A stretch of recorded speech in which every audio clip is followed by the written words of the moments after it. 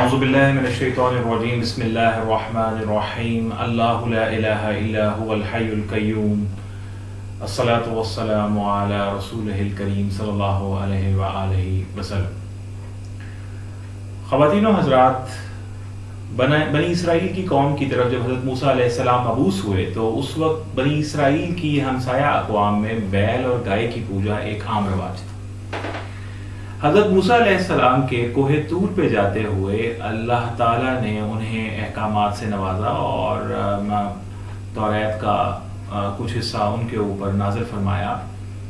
اسی اثناء میں پیچھے ان کی قوم نے بیل کی یا گائے کی پوجا کرنا شروع کی اور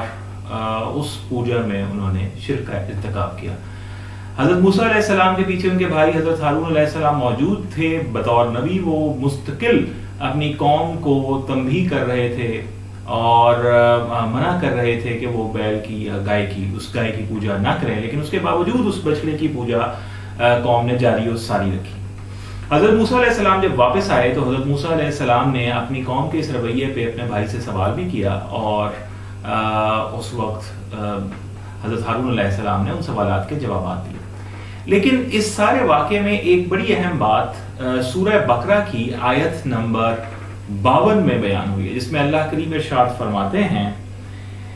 یاد کرو جب ہم نے موسیٰ کو 40 روز کی قرارداد پر بلایا تو اس کے پیچھے تم بچڑے کو اپنا معبود بنا بیٹھے۔ اس وقت تم نے بڑی زیادتی کی،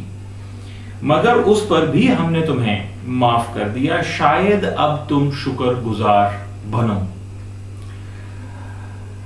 خواتین و حضرات، اس آیت میں دو بڑے اہم پہلوؤں کی طرف اشارہ دیا گیا ہے۔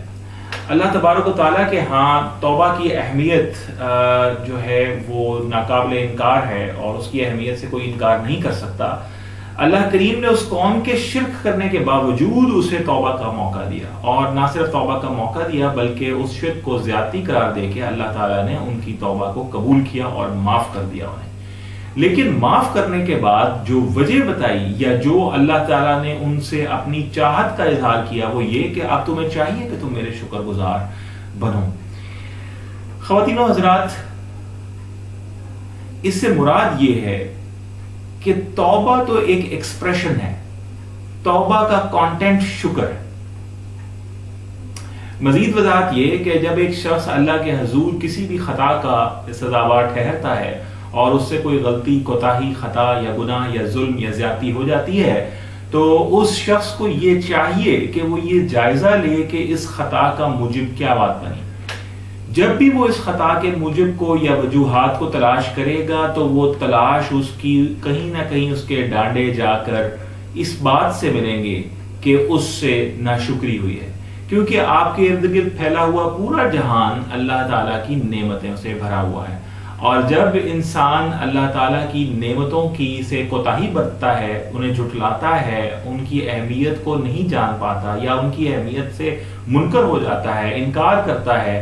فَبِأَيِّ آلَاءِ رَبِّكُمَا تُكَذِّبَانِ، تم اللہ کی کون کون سی نعمتوں کو جھٹلاؤ گے، اس پیٹرن میں داخل ہو جاتا ہے، تو اس کو ناشکری کہتے ہیں۔ خواتین و حضرات، اس ناشکری کو ہی خطا، سزا یا گناہ قرار دیا جاتا ہے، اور اگر اس ناشکری سے بچا جائے تو اس کا ایک طریقہ کار ہے کہ سب سے پہلے وہ ایکسپریشن اپنایا جائے جسے توبہ کہتے ہیں۔ توبہ یعنی جب ہم کسی شخص کو کہتے ہیں آئی ایم سوری تو یہ ایک ایکسپریشن ہے، اسی طرح توبہ ایک ایکسپریشن ہے، آپ کا ایک بیان کرنے کا اسلوب ہے۔ لیکن آئی ایم سوری کے باوجود آپ یہ ضرور بتاتے ہیں کہ میں یہ سوری کس چیز پر کر رہا ہوں، میں یہ معذرت کس بات پر کر رہا ہوں۔ تو اسلوب توبہ میں ایکسپریشن ہے توبہ سوری کی مانند، لیکن اس توبہ کا کانٹینٹ ناشکری ہے، اور اس ناشکری کے اوپر شکر کرنا ہی توبہ کا کانٹینٹ ہے، توبہ کا بیانیہ ہے، توبہ کا نیریٹو ہے۔ اس لیے خواتین و حضرات، ہم سے جب بھی کوئی خطا ہو، کوئی گناہ، کوئی کوتاہی، کوئی ظلم یا زیادتی ہو جائے تو اس پہ ہمیں ان تمام نعمتوں کا جن کے حضور ہم نے اللہ کی جس نعمت کو جھٹلایا ہو، جس خطا کو اپنایا ہو، اس پہ سب سے پہلے اپنی ناشکری کو سمجھا جائے، اس پر ندامت کی جائے، مزید شکر کیا جائے اور ایکسپریشن کے طور پر توبہ کو اپنایا جائے۔ توبہ ایک ایسا اسلوب ہے کہ اللہ کو انتہائی پسندیدہ ہے. اللہ قرآن میں فرماتے ہیں ان اللہ یغفر الذنوب جميعا، میں تو وہ ہوں جو تمام گناہوں کو جمعیت میں، ٹوٹیلٹی میں معاف کرنے پر قادر ہوں. تو اللہ کریم سے دعا ہے کہ اللہ تعالیٰ ہمارے تمام گناہوں کو، کوتاہیوں کو معاف فرمائے اور ہمیں اپنا شاکر اور شکر گزار بندہ بنائے. وآخر دعوانا الحمدللہ رب العالمین.